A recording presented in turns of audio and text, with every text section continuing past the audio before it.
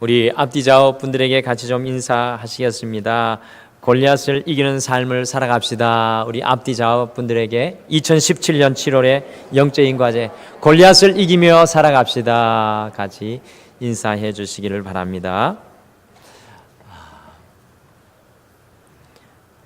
지난 주일 우리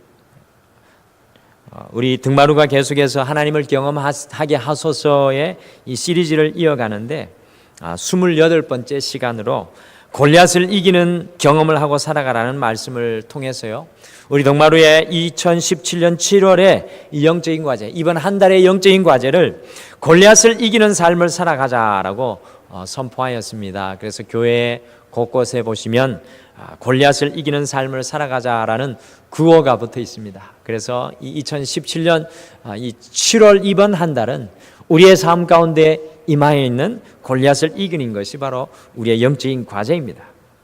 제가 지난주에 그런 말씀을 증가한 후에 다시 한 주를 보내면서 다윗의 삶의 자체를 쭉 묵상을 하게 되었는데요, 그 도중에 다윗은 그의 인생에서 이 골리앗의 문제만 있었던 것이 아니었다라는 것을 제가 다시 발견하게 되었습니다. 이 대부분의 사람들이 다윗의 삶에 있었던 골리앗에게만 집중할 때가 참 많이 있습니다.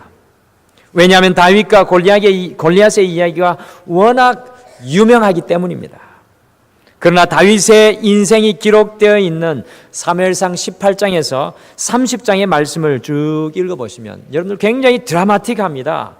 이 사무엘상 16장부터 읽으시면 좋겠습니다. 사무엘상 16장부터 마지막 31장까지 쭉 읽어보시게 되면 이 다윗의 삶이 아주 드라마틱하게 펼쳐지는데, 다윗의 인생에서 이 골리앗보다 더 큰 문제가 있었는데 그 문제가 바로 사울이었다라는 것을 우리가 성경을 통해 알게 됩니다. 다윗이 만났던 골리앗의 문제가 다윗의 인생의 특별한 시즌의 문제라고 한다면요, 다윗이 만났던 사울의 문제는 다윗의 인생의 시즌과는 관계없이 다윗을 끊임없이 괴롭히는 문제였습니다.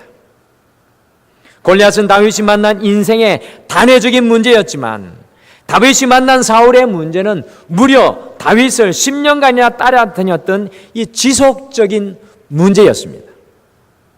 사무엘상 18장 7절과 8절 말씀해 보시면 다윗이 골리앗을 죽이고 사울과 함께 돌아올 때에 여인들이 떠놀며 노래하기를 사울이 죽인 자는 천천히요 다윗은 만만이로다 라는 말에 사울은 다윗을 시기 질투하기 시작하였습니다. 열등감에 사로잡힌 사람이 이 힘과 권력을 잡았을 때 그것보다도 더 무서운 것은 없습니다. 열등감에 사로잡힌 사람이 권력을 잡았을 때 그것보다 더 무서운 것은 없습니다.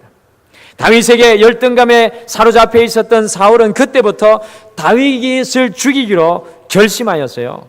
벼랑간에 다윗에게 창을 던지기도 하고 이 블레셋과의 전쟁 최전방에 내어보내어 이 다윗을 죽이려고 하기도 하고요. 심지어는 자신의 딸 미갈을 다윗에게 주어서 그 딸이 다윗의 올무가 되게도 하였습니다.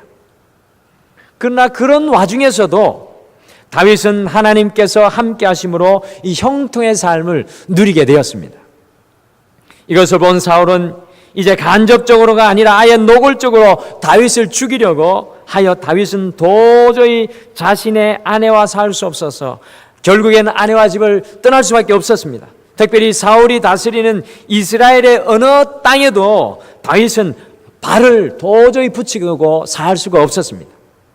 왜냐하면 사울이 매일 다윗을 죽이려고 찾아다녔기 때문입니다.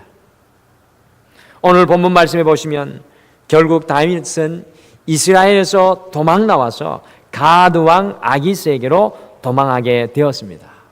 여러분들 가드가 어디인 줄 아십니까? 여러분들 가드가 어디일까요? 굉장한 아이러니가 여기에 숨어 있습니다. 가드는 바로 골리앗의 고향입니다. 금방 머릿속에 뭔가 떠오르는 게 있으시죠?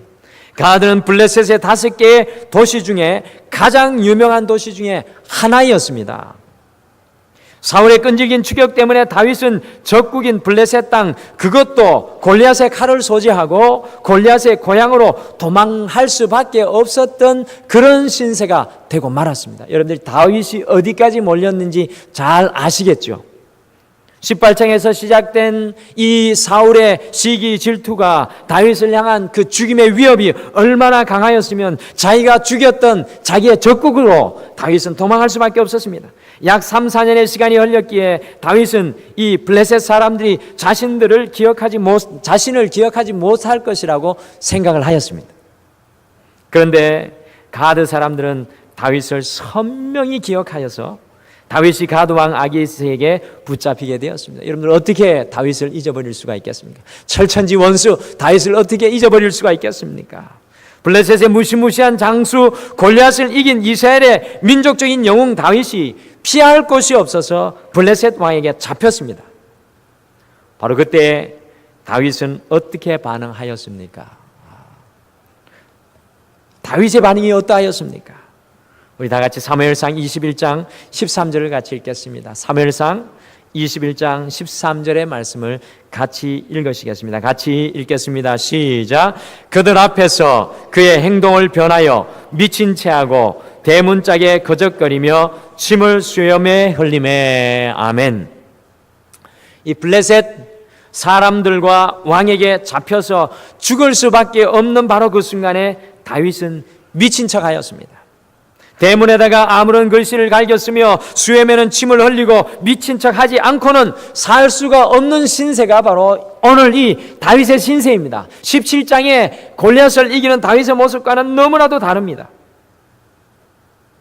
다윗은 사울의 문제로 인해 제정신으로 견뎌낼 수 없는 인생의 밑바닥까지 내려가는 경험을 하였습니다. 여러분과 저의 인생 역시 제정신으로 견뎌낼 수 없는 사울과 같은 그러한 문제를 만날 때가 있다는 것입니다. 우리의 인생 속에서도 제정신으로 견뎌낼 수 없는 사울과 같은 문제를 만날 때가 있습니다. 골리앗과 같은 단회적인 문제가 아니라 우리를 끊임없이 흔들어 놓고 무너뜨리는 사울의 문제가 우리의 인생 가운데 도사리고 있습니다. 때로는 그것이 우리의 건강의 문제일 수 있고요, 그것이 자녀의 문제일 수도 있고, 남편과 아내의 문제, 직장과 사업의 문제, 관계의 문제일 수도 있습니다. 우리가 도저히 제정신으로 이겨나갈 수 없는 사울의 문제가 여러분과 저에게도 있다는 것입니다. 과연 우리 성도님들의 사울의 문제는 무엇입니까? 골리앗의 문제가 아니라 사울의 문제는 무엇입니까? 골리앗은 능히 이겨냈던 다윗이 어떻게 이 사울의 문제를 풀어나갈까요? 여러분들 궁금하지 않습니까? 오늘 우리가 함께 나눌 말씀이 바로 그 말씀입니다. 놀라운 믿음의 사람, 이 다윗이 골리앗은 이겨냈는데 그의 인생의 영원한 그림자로 따라다니는 이 사울의 문제를 이 다윗이 어떻게 다루어 나가며 살아갔을까요? 오늘 본문 말씀에 보시게 되면 다윗이 어떻게 사울의 문제를 이기는 경험을 하였는지 눈을 씻고 봐도 찾을 수가 없습니다. 근데 놀라운 것은요, 다윗이 블레셋 왕에게 사로잡혔다가 놓였을 때 쓰여진 시편이 두 군데가 있습니다. 그 첫 번째 시편이 시편 34편과 시편 56편의 내용입니다. 그 시편 34편과 시편 56편을 보게 되면 다윗이 어떻게 이 사울의 문제를 이기는 경험을 하였는지 우리가 발견하게 됩니다. 그래서 오늘은 우리 29번째 하나님을 경험하게 하소서.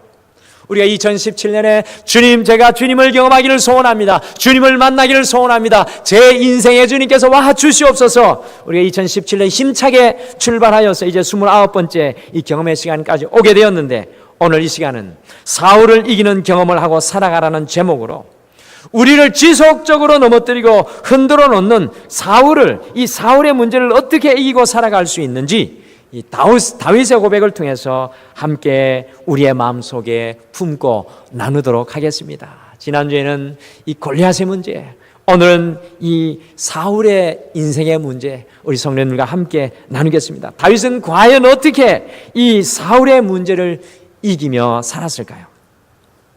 오늘 말씀 여러분들 주보에 보면 정리되어 있습니다. 같이 보시고 따라오셔도 되겠습니다. 첫째, 다윗은 의지적인 예배드림을 통해서 사울을 이기는 경험을 하고 살았습니다. 의지적으로 예배드림을 통해 사울은 이기는 경험을 하고 살았습니다. 우리의 인생에서 우리가 사울의 문제를 만날 때, 우리를 지속적으로 붙들고 우리 떠나지 않을 것 같은 그림자의 문제를 만날 때 그 사울의 고난에 감정적으로 대처해서는 안 됩니다. 의지를 사용해서 힘을 다해 대처해야 합니다. 여러분들, 우리가 건강을 위해서 운동을 하지요. 우리 성도님들은 어떤 운동 하십니까? 건강을 위해서 숨쉬기 운동 말고 어떤 운동을 하고 계신지요? 건강을 얻기 위해 감정적으로 운동하기 싫을지라도 의지적으로 운동하기를 결단해야 합니다.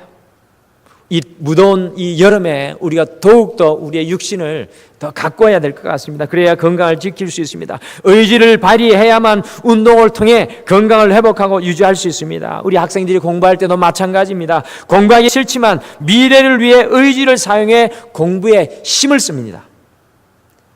이것과 마찬가지로 우리가 사울의 문제를 만났을 때 우리의 육신을 쳐서 의지적으로 복종해야 합니다. 우리가 사울의 고난 속에 의지적으로 반응하지 않는다면요, 우리는 금세 하나님을 외면하고 원망하기 쉽습니다. 우리의 삶의 모든 부분이 평안할 때는요, 누구든지 하나님 안에 거하며 하나님을 찬양하고 예배하며 그분을 높여드리는 것을 즐거워할 수 있습니다. 우리의 인생이 평안할 때 누구든지 예배하지 않을 사람이 누가 있겠습니까? 그러나 우리의 삶에 사울의 문제가 밀려올 때는 쉽게 하나님께 등을 돌리고 배반하는 우리의 인생을 바라보게 됩니다. 여러분들은 어떻습니까? 사울의 문제 앞에서 과연 하나님 앞에 예배 드리는 그 예배의 깊이가, 넓이가 정말로 깊고 온전하십니까? 믿음의 뿌리가 연약하기 때문에 우리가 쉽게 넘어집니다. 그렇기 때문에 의지를 다해 하나님을 우리가 붙잡아야 합니다. 의지적인 행위가 없으면 믿음의 삶을 살 수가 없습니다. 시편 34편 그 제목이 이런 제목입니다. 시편 34편은 다윗이 아비멜렉 앞에서 미친 채 하다가 쫓겨나서 지은 시가 바로 시편 34편의 제목입니다.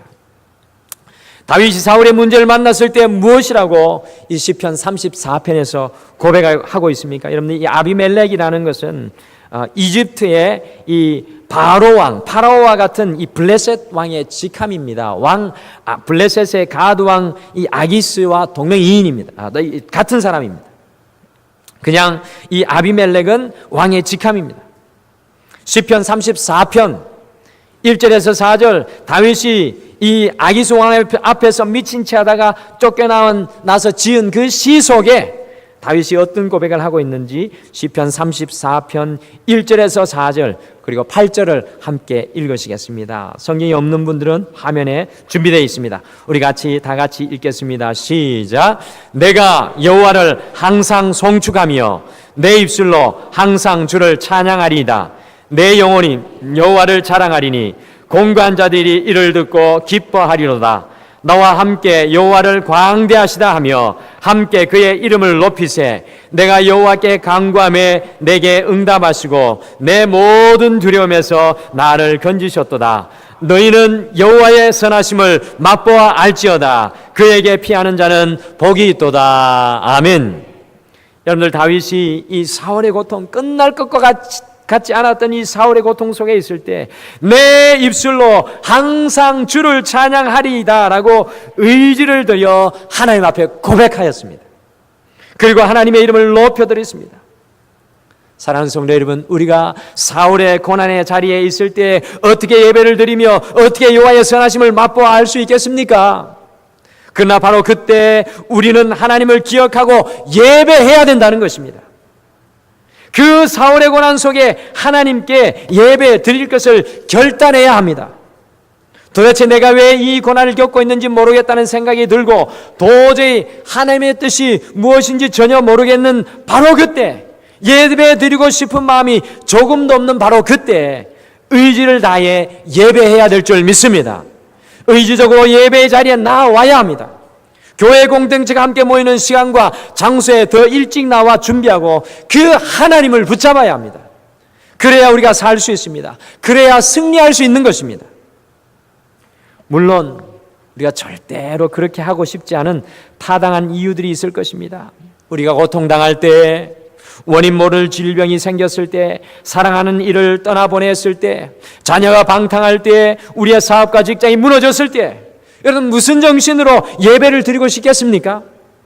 그때는 아무것도 하고 싶지 않을 것입니다. 도리어 하나님을 원망하고 싶은 마음만 가득할 것입니다.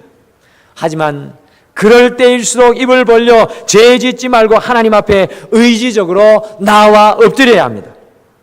반항하는 몸을 이끌고 복종시켜 하나님을 예배하는 자리에 우리가 나아가야 될 줄 믿습니다. 예배의 장소와 예배의 시간이 우리를 실패의 자리에서 실패자가 되지 않은 놀라운 은혜로 우리를 이끌어가게 할 줄 믿습니다. 저는 오늘 이 자리에 예배 드리는 우리 사랑하는 성도님들 중에서도 정말 이 시간 예배 드릴 수 없는 그 힘든 시간을 깨뜨리고 이 자리에 달려나온 성도님들이 있는 줄 믿습니다. 그분들에게 오늘 이 예배의 자리는 무한한 하나님의 은혜의 자리가 될 줄 믿습니다. 사울의 고난을 해결하는 출발점은 예배의 자리였습니다. 성도는 예배 가운데 하나님을 만납니다. 이 예배를 통해서 회복되고 예배를 통해서 능력을 받습니다. 그래서 하나님을 예배하는 시간은 우리 그리스도인들에게 가장 중요한 시간인 줄 여러분들 믿으시기를 바랍니다. 우리의 인생에 절대로 포기하지 말아야 할 것 중에 하나가 바로 이 예배의 시간인 줄 믿습니다. 우리 동마루교회 많은 성도님들 중에 그런 고백을 하는 것을 들었습니다. 주일 예배를 포기하지 않기 위해서 안간힘을 쓴다. 그리고 온 가족이 이 주일을 주님 앞에 거룩하게 올려드리기 위하여서 주님 앞에 온 몸부림을 치는 것을 보게 됩니다. 예배가 무너지면 개인이, 가정이, 교회가 무너집니다. 하나님께서는 내게 말씀하여 주시는 그 말씀에 무너지면 모든 것이 다 무너지게 되어 있습니다. 다윗은 사울의 고난으로 인해 제정신으로 살아갈 수 없는 인생의 맨 밑바닥에 있었습니다. 그러나 그 순간에 다윗은 의지적으로 하나님께 예배했습니다. 시편 34편의 말씀이 바로 그것입니다. 어떻게 미친 척하면서 그 순간에도 예배할 수 있겠습니까? 바로 그 순간에 다윗은 사울의 고난 속에서도 여호와의 선하심을 맛보아 아는 놀라운 은혜를 경험하게 되었다는 것을 여러분들 믿으시길 바랍니다. 오늘 이 다윗이 말하는 여호와의 선하심은 그저 좋을 때, 그저 좋은 시즌에 겪은 것이 아닙니다. 예배할 수 없는 그 순간에 자기를 깨뜨리고 주님 앞에 예배할 때 세상이 줄 수 없는 평화와 기쁨이 그의 심령에 가득 채워졌다는 것입니다. 2003년 2월 미국인들을 충격으로 몰아넣은 사건이 발생했습니다. 지구로 귀환하던 우주 왕복선 이 콜롬비아호가 갑자기 폭발하여서 여러 갈래의 연기 속으로 사라지는 장면을 이 텔레비전을 통해서 미국 국민들뿐만 아니라 전 세계 사람들이 지켜본 것입니다. 탑승 승무원 7명이 전원 사망했습니다. 9.11 테러 후유증에 시달리고 있었던 이 미국인들은요, 제2의 테러가 발생한 것이 아닌가 하는 불안에 휩싸였습니다. 그런데 이 사건을 지켜보고 있었던 한국인 과학자 한 사람이 이 문제를 해결하기 위해서 나사의 총책임자에게 끈질기게 접촉한 끝에 콜롬비아호의 설계도를 얻어냈습니다. 그리고 얼마 후에 그 과학자는 콜롬비아호의 문제를 해결할 수 있는 가열 장치를 개발했습니다. 다른 과학자들이 제시한 대안들은 모두 불가능한 것으로 판명되었고 이 과학자의 장치로 우주 왕복선이 다시 정상 운행될 수 있다는 판명을 받게 되었습니다. 이 과학자는 바로 재미 항공우주과학자인 정재훈 박사입니다. 이 사건으로 정재훈 박사의 이름은 전 세계에 알려지게 되었고요. 그 결과 현재 발사되고 있는 인공위성의 95% 이상이 정재훈 박사가 CEO로 있는 테이코 엔지니어링사의 제품을 사용하고 있습니다. 1977년 31살의 나이에 하나님이 주신 꿈 하나를 붙잡고 미국으로 건너갔어요. 이 테이코사의 말단 제조단을 시작해서 새벽 4시부터 밤 12시까지 연구에 매달려 박사학위를 받고 7년 만에 부사장, 그리고 23년 때가 되는 2000년부터 사장이 되었습니다. 제가 이 앞에 것을 쭉 말씀드린 것은 마지막 이 정 박사의 정 박사님의 믿음의 고백을 함께 나누기를 위해서 말씀드렸습니다. 이 정 박사님의 믿음의 고백이 참 놀랍습니다. 그의 전 인생을 돌아보며 마치 사울과 같이 떠날 것과 같지 않았던 그 인생의 어려운 모든 것들을 헤쳐나가면서 하는 고백입니다. 나의 성공은 하나님을 사랑하는 영성 곧 예배에서 출발한 것입니다. 나의 성공은 하나님을 사랑하는 영성 곧 예배에서 출발한 것입니다. 사울과 같은 긴 고난의 인생의 여정 속에 하나님을 사랑하고 예배하는 영성을 통해 승리를 경험하였다는 것입니다. 사랑하는 성도 여러분, 저는 등마루교회 모든 성도님들이 이와 같은 하나님의 은혜를 경험하게 되기를 간절히 축복합니다.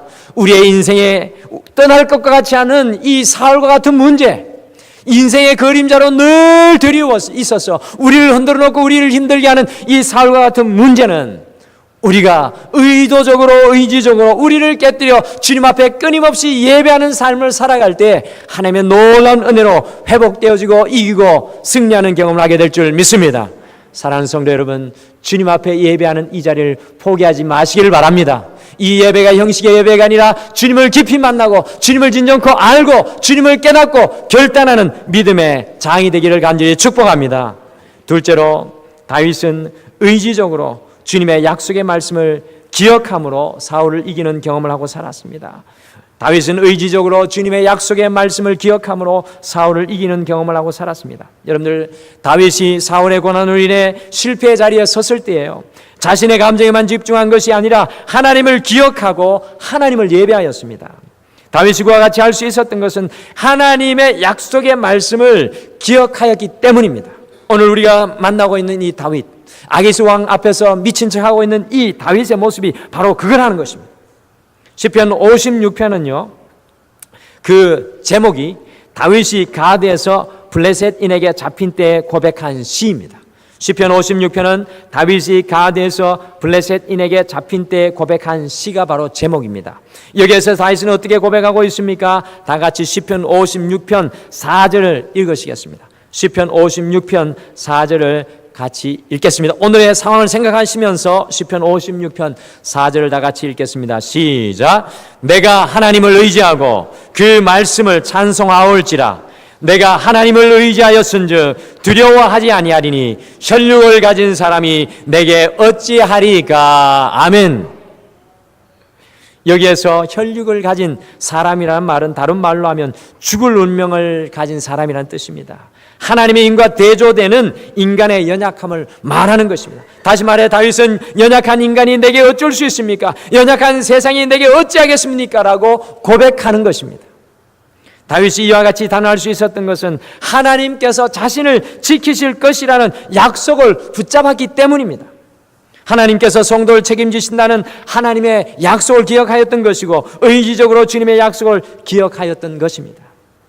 사울의 고난이 자리에 있을 때 이 하나님의 말씀을 붙들고 믿음으로 살아가는 것은 쉽지 않은 일입니다. 사랑하는 성도 여러분, 여러분의 삶 가운데 하나님 말씀을 붙들고 살아가고 계십니까?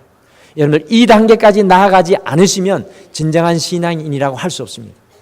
주일날 말씀 듣고 끝나는 것이 아닙니다. 삶의 현장에 돌아갔을 때 하나님의 말씀이 내게 기억되고 그 말씀 위에 우리의 삶이 세워져야 하는 것입니다. 하나님은 결코 시건치 않으시는 분이십니다. 우리의 의지를 다해 하나님의 약속을 굳게 붙잡으시길 바랍니다. 우리가 하나님의 약속의 말씀을 기억하는 그 시간, 하나님의 말씀이 도리어 우리를 붙잡는 놀라운 은혜를 경험할 것입니다. 여러분들 기억하십시오. 우리가 하나님의 약속의 말씀을 붙들려고 할 때에 하나님의 말씀이 도리어 우리를 붙잡는다는 것입니다. 성도가 하나님의 말씀을 붙잡고 하나님의 말씀이 성도를 붙잡으면 사울의 고난과 문제는 더 이상 성도를 흔들어 놓을 수가 없을 것입니다. 바로 그러한 때에 우리에게 간증이 생기고 하나님의 살아계심을 체험하는 큰 은혜가 임할 것입니다. 이것이 바로 여호와의 선하심을 맛보아 알게 되는 것입니다. 우리가 하나님의 약속의 말씀을 기억하고 살아간다면 폭풍 속에서도 하나님을 체험할 수 있습니다. 여러분들 다니엘을 기억하십니까?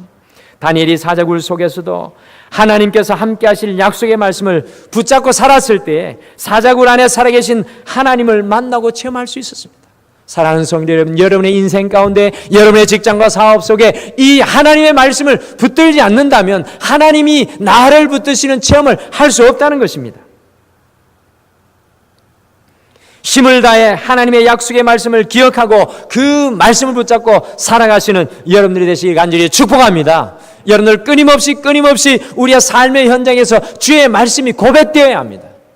주일날 한번 말씀으로 듣고 위안을 얻는 것이 아니라 주의 말씀이 우리의 삶의 현장에, 가정 속에, 우리의 자녀들 앞에서 끊임없이 고백되고 그것이 능력으로 체험되어야 합니다.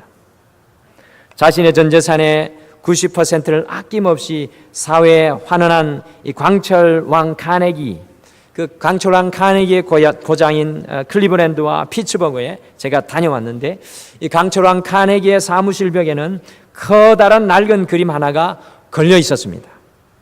이 그림은 유명한 그림이 아니었습니다. 어느 이름 없는 아마추어 화가가 그린 낡은 배와 노가 썰물에 밀려 모래사장에 아무렇게나 내팽겨쳐져 있는 그림이었습니다. 여러분들 지금 보시는 그림이 바로 이 강철왕 카네기의 사무실에 걸려있던 그림입니다. 누가 봐도 이 절망스러운 모습이었습니다. 그런데요, 카네기는 이 어떤 물건보다 이 그림을 아꼈습니다. 그 이유는 그 그림 밑에는 다음과 같은 약속의 말이 적혀 있었기 때문입니다. 그 밑에, 이 그림 밑에 이런 글이 쓰여 있었습니다. 반드시 민물 때는 온다. 그때 저 바다로 나아가리라. 반드시 밀물 때는 온다. 그때 저 바다로 나아가리라. 다윗이 사울의 고난을 이기는 경험을 하고 살았던 것은 하나님께서 함께 하시면 반드시 밀물 때가 오고 하나님과 함께 망망대해를 항해할 수 있다는 약속의 말씀을 붙들고 살았기 때문입니다. 사랑하는 성도 여러분, 이번 한 주 살아갈 때 세상의 언어와 세상의 말과 세상의 가치관이 아니라 하나님의 말씀이 여러분을 붙드는 놀라운 은혜의 역사가 있나기를 간절히 축복합니다. 여러분들도 의지적으로 결단하시길 바랍니다. 하나님의 말씀을 내가 붙들리라. 하나님의 말씀을 내가 붙들었더니 하나님의 말씀이 내 인생을 붙드시고 내 사업과 직장과 우리 가정을 붙드시는 놀라운 역사가 우리 동마루교회 모든 성도님들의 임하기를 간절히 축복합니다. 셋째, 다윗은 힘을 다해 감사함으로 사울을 이기는 경험을 하고 살았습니다. 힘을 다해 감사함으로 사울을 이기는 경험을 하고 살았습니다. 여러분들, 블레셋인에게 잡혀서 미친 척을 하지 않으면 살 수 없었던 다윗이 시편 56편 12절과 13절을 고백했습니다. 여러분들, 이 시편 우리가 계속 보고 있는 34편과 56편은 오늘 이 다윗이 이 블레셋 왕 아기스 왕 앞에 잡혀서 미친 척할 때 고백한 시입니다. 시편 56편 12절과 13절 다 같이 읽겠습니다. 12절 13절 같이 읽겠습니다. 시작.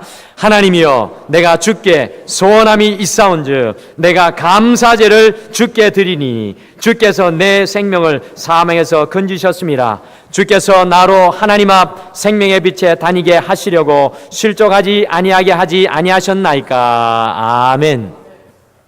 다윗이 지금 블레셋 사람에게 잡히는 이 사울의 고난 속에 여러분들 무엇을 하고 있습니까? 잡혀서 미친 척하고 있는 그때 사울이 속에서 고백하는 이 고백은 무엇입니까?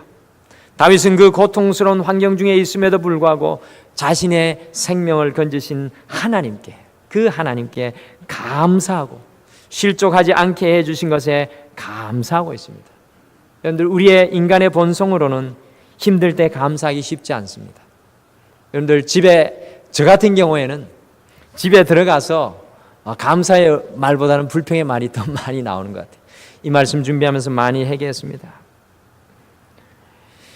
아마도 다윗은 온 힘을 다해서 지금 자신이 만나고 있는 이 상황 속에 하나님의 약속을 기억하고 의지적으로 하나님께 감사드렸을 것입니다. 이것이 바로 그리스도인의 삶의 비결입니다. 우리도 사울의 고난 중에 있을 때 힘을 다해, 의지를 다해 감사해야 합니다. 감사할 거리가 있을 때 하는 감사보다 감사할 수 없는 중에 드리는 감사가 더 향기로운 제물이 되리라고 저는 믿습니다. 그러니 기쁠 때나 슬플 때나 언제나 이렇게 감사의 고백을 주님께 올려드리는 향기로운 제사를 드리는 우리가 되기를 소원합니다. 이번 한 주 우리가 살아가면서 이런 고백을 드리기를 소원합니다. 하나님 감사합니다.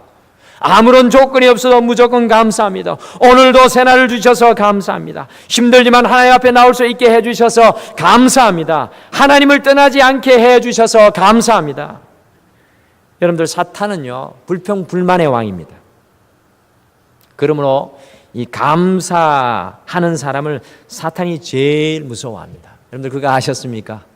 이 감사하는 사람을 사탄이 제일 무서워합니다. 그러니까 사탄을 내쫓으려면 그 앞에 가서 감사의 언어를 많이 쏟아놓고 감사의 기도의 고백을 하면 사탄이 두려워합니다. 성도가 감사하기 시작하면 보이지 않는 영적인 보호막이 생기고요, 악한 사탄의 불평, 불만이 힘을 잃고 사라져 버립니다. 여러분들, 우리가 불평하면 사탄이 우리의 삶을 지배하고 다스립니다.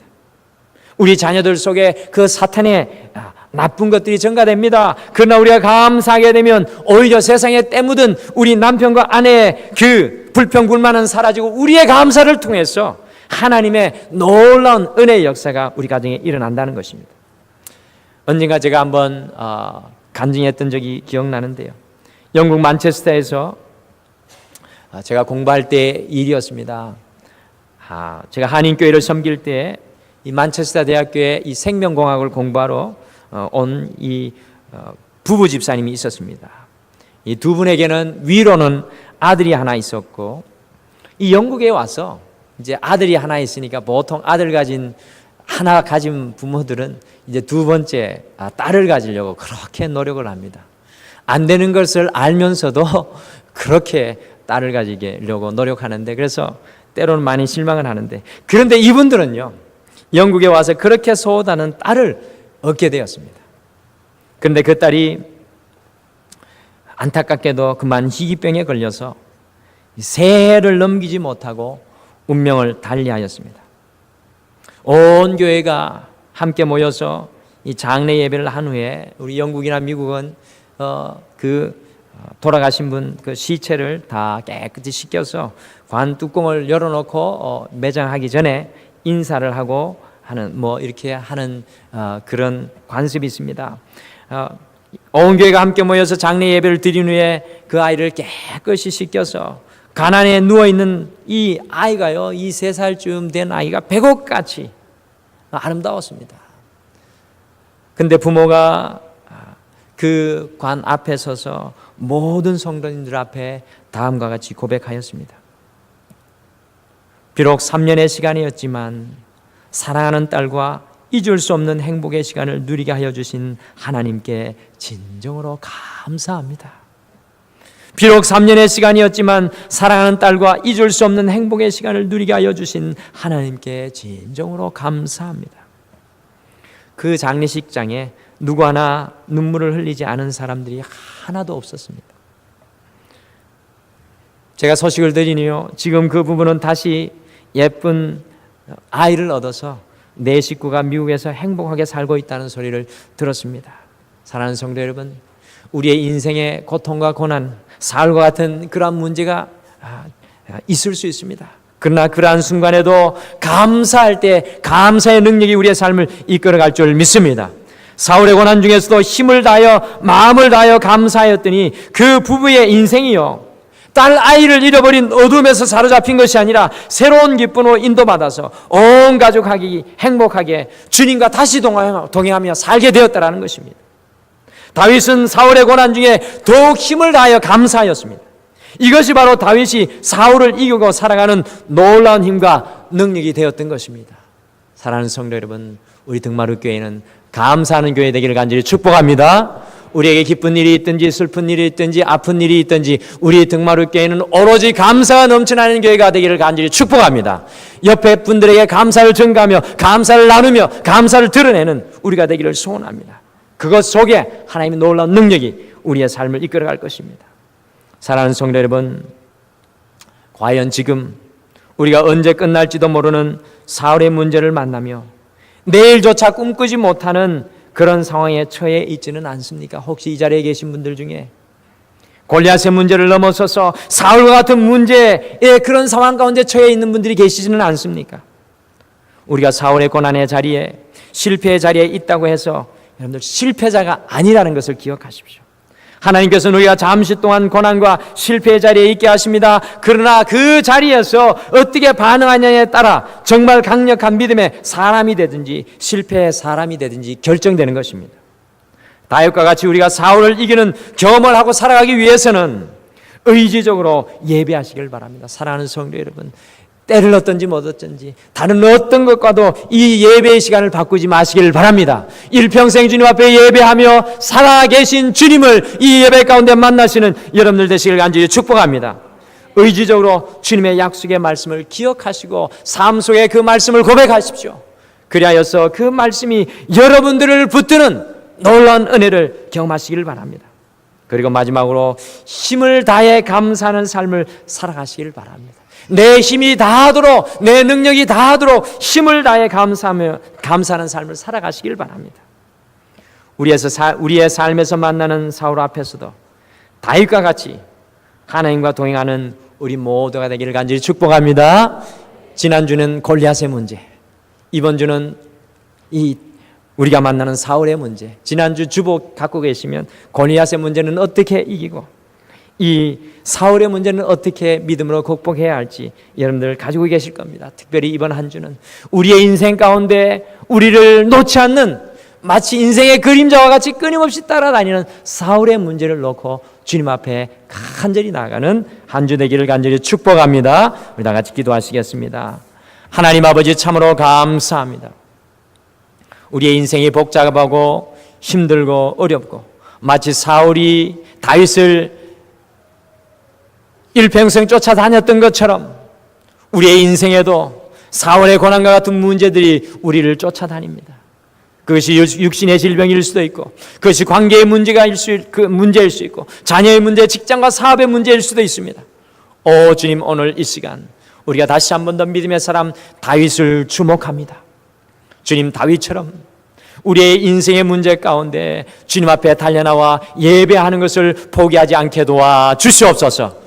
우리의 인생이 힘들고 어두우면 어두울수록 이 예배 가운데 살아계신 주님을 만날 수 있도록 도와주시옵소서. 야곱의 고백이 우리의 고백되게 도와주시옵소서. 여기에 우리 하나님이 계시는을 내가 알지 못하였노라고 고백하며 날마다 주님이 채워주시는 놀라운 능력이 우리를 이끌어가 주시옵소서. 주님, 하나님의 말씀 붙들기를 소원합니다. 그리고 주님의 말씀이 결국에는 우리를 붙들어 주시옵소서. 우리는 할 수 없지만 주의 말씀의 능력으로 승리케 하여 주시옵소서. 더 나아가서 우리의 힘에 지나도록 감사하게 도와 주시옵소서. 감사가 메말라버린 삶 속에 감사로 충만하여서 이번 한 주 사울과 같은 어두운 그림자에서 탈피하며 일어나는 승리하는 하나님의 종들 되게 도와 주시옵소서. 감사드리며 예수님의 이름으로 기도드립니다. 아멘.